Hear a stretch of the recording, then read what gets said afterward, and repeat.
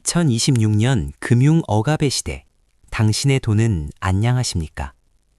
여러분, 1997년 IMF 외환 위기를 기억하시나요?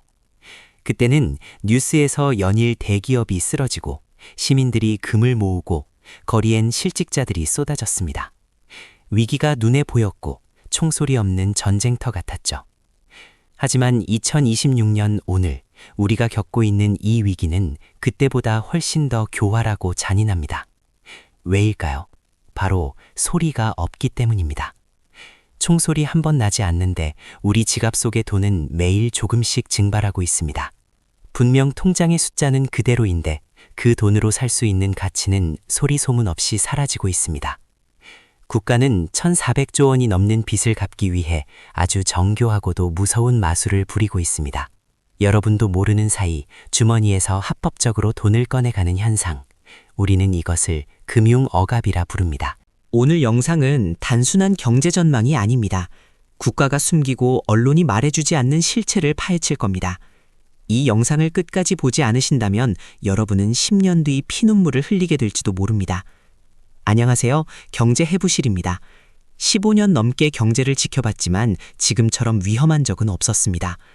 국가부채 1415조 시대, 환율 1420원 돌파, 무너지는 중산층까지.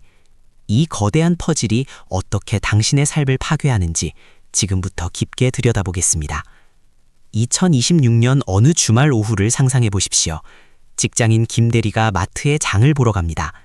작년에도 비싸다고 생각했는데 올해는 더합니다. 사과 4알에 18,000원이라니요. 배추 한 포기가 8,500원입니다. 삼겹살과 우유, 라면 몇 개 집었을 뿐인데 계산대에는 12만 4천 원이 찍힙니다. 3년 전만 해도 10만 원이면 카트를 가득 채웠는데 말이죠.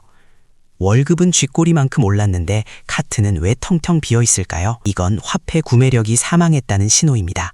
화폐 가치와 유동성.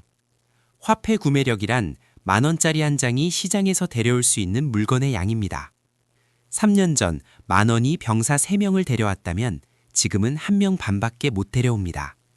세종대왕님은 그대로인데 그분이 부리는 힘이 반토막 났습니다.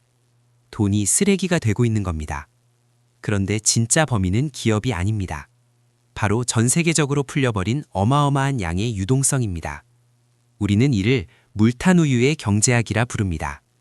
코로나 이후 정부는 경기를 살리겠다고 시장에 돈을 무차별적으로 풀었습니다.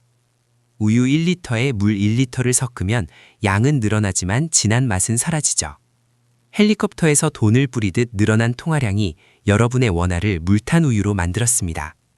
여기서 소름 돋는 포인트가 나옵니다. 물가가 이렇게 오르는데 국가는 왜 막지 않을까요? 오히려 정부는 속으로 미소를 짓고 있을지도 모릅니다.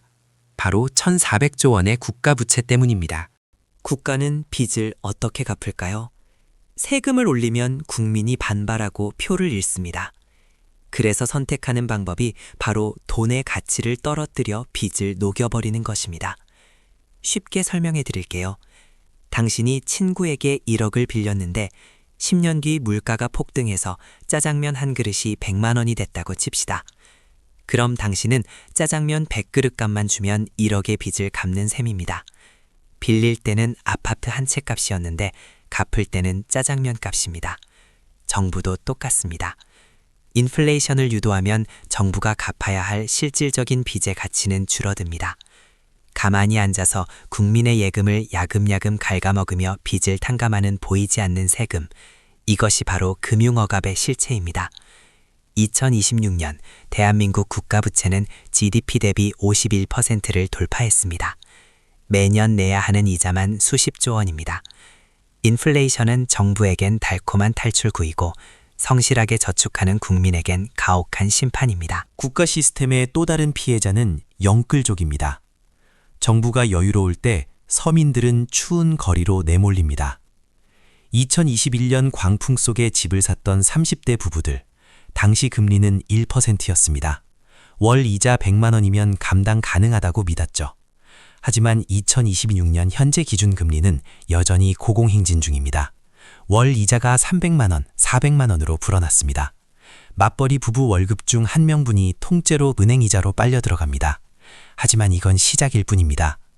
우리 경제 밑바닥에는 부동산 PF라는 더 큰 뇌관이 있습니다. 건물을 짓기도 전에 미래 수익을 담보로 돈을 빌리는 PF. 경기가 좋을 때는 대박이었지만 지금 같은 고금리 미분양 시대에는 독약입니다. 현재 폐업한 건설사만 600개가 넘습니다. 건설사가 무너지면 협력업체가 쓰러지고 돈을 빌려준 저축은행과 증권사가 흔들립니다. 1997년 한보그룹 부도로 시작된 도미노 파산의 기억이 2026년에 다시 되살아나고 있습니다. 정부는 혈세를 쏟아붓고 있지만 이건 밑빠진 독의 물붓기입니다.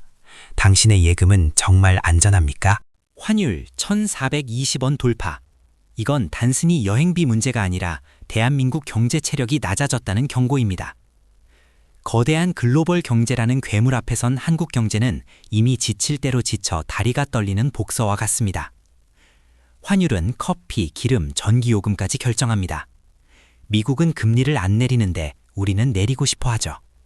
이 차이 때문에 외국인들은 한국을 떠나고 환율은 더 오르는 지옥의 악순환에 갇힙니다. 저금리 시대는 끝났습니다. 강남 같은 핵심 지만이 화폐 가치 하락을 방어하는 유일한 방패가 될 것입니다. 그럼 이제 어떻게 해야 할까요? 첫째, 현금 흐름을 확보하십시오. 자산이 많아도 현금이 없으면 무너집니다. 둘째, 원화의 저주에서 벗어나십시오.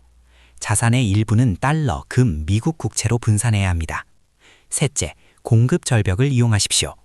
위기 속에 숨겨진 급매물이 부의 추월 차선일 수 있습니다. 위기는 준비된 자에게는 기회입니다. 오늘부터 당장 내 자산의 원화 비중을 확인하십시오. 다음 영상에서는 심층적인 경제 해부 및 분석을 해드리겠습니다. 구독과 좋아요는 힘이 됩니다. 감사합니다.